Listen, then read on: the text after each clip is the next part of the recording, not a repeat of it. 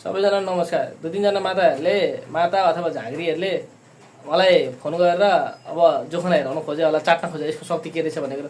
तपाईँहरूलाई यति कुरो विचार तपाईँहरू जस्तो पाखण्डीहरूलाई चाहिँ तपाईँहरूलाई म पाखण्डी नै भन्छु। किनभने जब कि एउटा थान मन्दिर बनाएर एउटा दियो कलश लिएर आफू चाहिँ फलानु अरूको चाहिँ उपचार गर्दै जाने, आफू चाहिँ माता भन्दै हाहार हुँ गरेर हाँ गर्दै जिब्रो निकालेर गर्ने।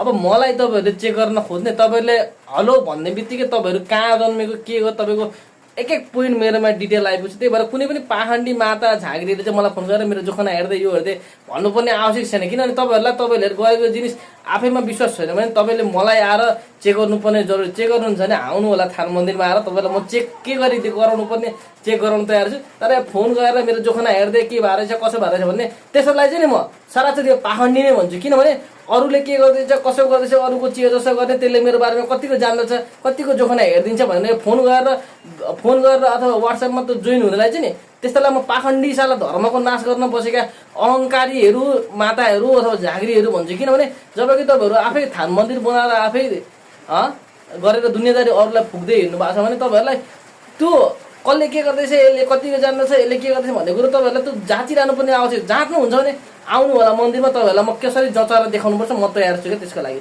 त्यो फोन गरेर एँ गरेर त्यो हेर्दैन मेरो पनि के रहेछ कसो रहेछ भन्ने कुरो त्यो भन्नुपर्ने। त्यस्तोलाई म पाखण्डीहरू नै हो। तपाईँहरूले नै गर्दाखेरि धर्मको विनाश भएको तपाईँहरूले नै हो। भक्तजनको पैसा लुटेर खाएको यस्तै मान्छेले हो, यस्तै माता झाँक्रीहरूले हो भक्तजनको पैसा लुटेर खाएको।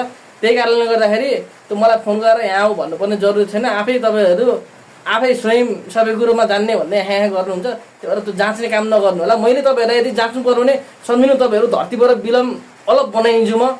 यति कुरो विचार पुर्याउनु होला माता झाँक्रीहरू। तपाईँहरूलाई मैले यदि तपाईँहरूलाई जाँच्नु परेको खण्डमा मैले चेक गर्नु परेको खण्डमा तपाईँहरूको सही छ त्यो तरिकाले तपाईँहरूलाई बास गर्न दिन्न, बस्न दिन्न।